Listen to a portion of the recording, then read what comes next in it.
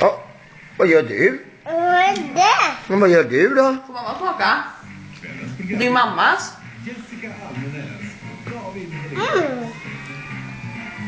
Äter du mammas choklad? Får mamma smaka? Nej, jag min. Det är mammas. Nej, jag mamma. Ska jag slå som puttar på mig? Vem ser den? Mamma. Får mamma smaka om det är mammas? Nej. Men det är ju min. Det är ju mammas.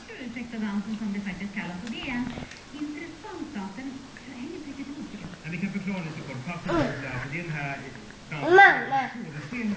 kvinnan är själva skynket, häpen. Och så in Får pappa smaka? Mamma smaka. att den är någonstans. Jag kan tycka att Pappa också smaka? försöka utlämna. Kan någon tänka att det var tjur? Ska du äta upp hela den?